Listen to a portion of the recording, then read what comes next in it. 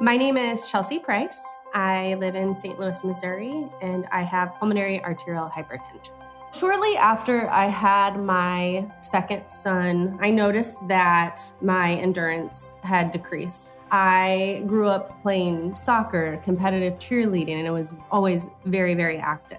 But after he was born, I had trouble going up steps, just couldn't catch my breath. We'd be out in the yard and we'd be playing. And the next thing, my husband turns around and I'm laying on the ground, just gasping for air and trying to catch my breath. I kind of pawned it off on being a new mom, not having the time to exercise. My doctors thought I had anxiety. It wasn't until September of 2019 when my husband and I were on a trip to New York that our view of something being wrong kind of came to fruition. We were biking through Manhattan and we came to this hill, and I remember being so frustrated because he just took off right up the hill and I couldn't keep up and I couldn't catch my breath. I just threw the bike down and went and sat and felt like I was so out of shape.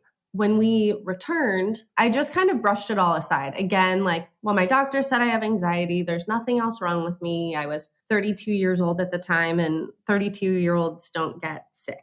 After going back to the agency that I was at previously, I started having some chest pain and some back pain. Every day when I would go up the steps at work, I would be rushing to my desk to sit down because I would be seeing spots. And again, this all went back to me feeling like I'm a new mom, I'm out of shape, and I just can't keep up. I started doing yoga and my back was still starting to hurt more. I thought I was having a panic attack one day at work and had asked one of my good friends to just go on a walk with me. There wasn't anything to be anxious about at work. It was just, again, you have anxiety, so obviously this is a panic attack. I went to the doctor the following week, which was February of 2020. They said, oh yeah, you know what? It sounds like it was just a panic attack. To me, that didn't feel right in my gut. Something felt more wrong than just being anxious. So I urged my doctor to do an EKG in office just to ease my mind. My family has a history of heart issues, so that's, of course, kind of where my head went. And they had spotted an abnormality on the EKG. The following week, she had scheduled an appointment for me to do a stress test at our hospital. But that was also right in the midst of COVID shutting down here in St. Louis. Monday, I stayed home from work, not thinking anything of it. I mean, it was COVID, but I was working from home. Tuesday, we kept our boys home from school. They were 2 and 4 at the time. Wednesday, my mother-in-law came to stay with us for the 2 weeks that we were going to be hunkered down. But Thursday morning, I woke up and I was in so much pain. My chest hurt so bad. My back hurt so bad. And I'd never felt any pain like that before. So my husband drove me to the emergency room where they started running tests. They noticed that my pulmonary artery was 3 times the size that it should have been. At the time, I did not know what that meant. They ran a ton of blood work and saw that I was in heart failure. They took me up to the critical decision unit. So I was going to stay for 24 hours, them trying to figure out what was going on. They took me in to do my stress test and had done the echo first. They were like, you're not doing the stress test. You're in heart failure. You have a hole in your heart, which I didn't know I had.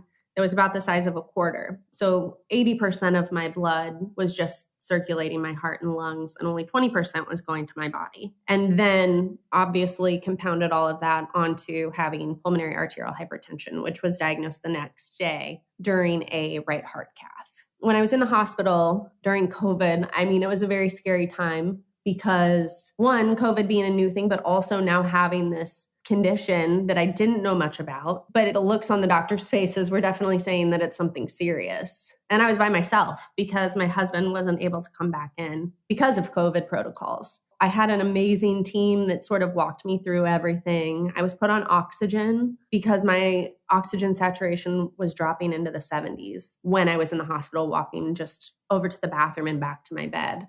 They started treatments right away. And I was discharged a few days after and sort of stepped back into the world of now having this rare condition alongside navigating a COVID world.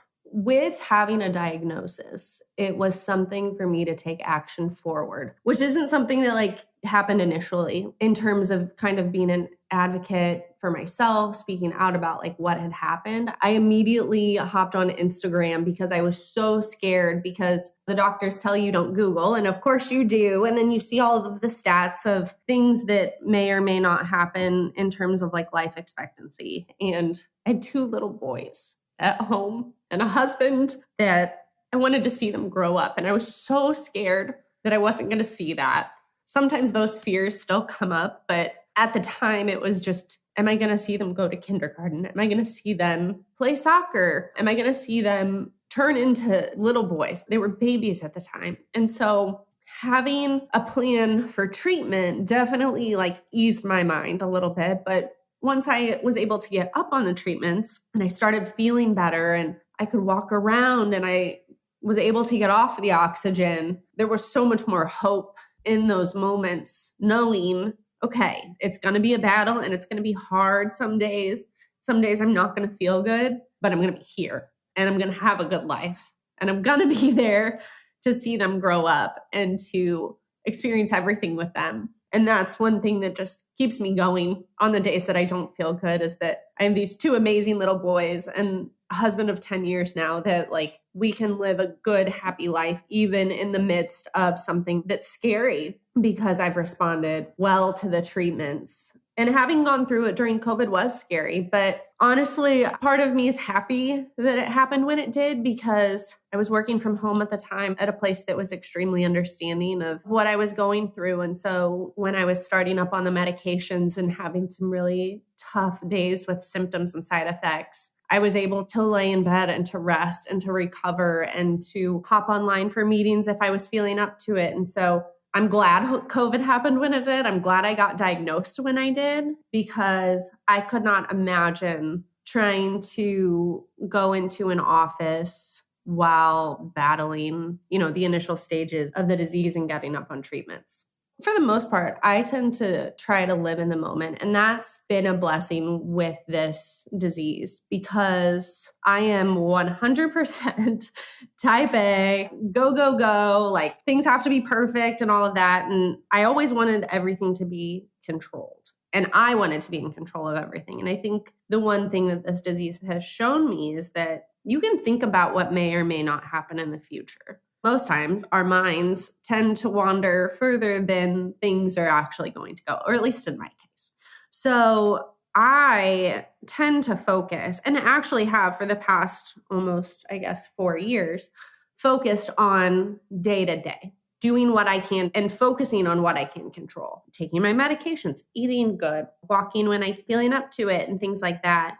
I don't really try to linger too much on the future because it scares me. I think there's a lot of hope coming, hopefully with some new medications that are coming out. I really, honestly, in the past couple of years, haven't thought to the future too much. There's been one time since diagnosis that I've really thought about that, and that was few weeks ago. I had some symptoms and things like that after traveling. And that's kind of where my mind went, is, oh gosh, is it progressing? Am I going to be here? But everything is looking good. And I'm doing everything that I can to control what I can and enjoying every single moment that I have with my family and my friends.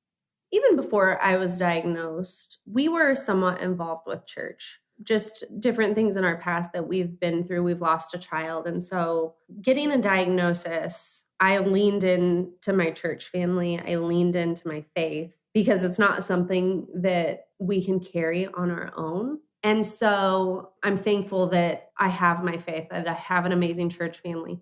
My friends and my family have been incredible. Post-diagnosis, dropping off food. My mother-in-law ended up staying with us for months to help me and help with the kids and my husband. We just have such a good network that without them, I think it'd be a lot darker. I also, post-diagnosis, found a ton of other friends that have PH that I text with on a daily basis, that when I'm having a rough day, we can commiserate. One of my friends and I actually titrated up at the same time on a medication that was really challenging to get up onto. So while I don't love that we both were going through that, I'm glad that we had each other. because I think it made it a little bit easier. We were able to cheer each other on.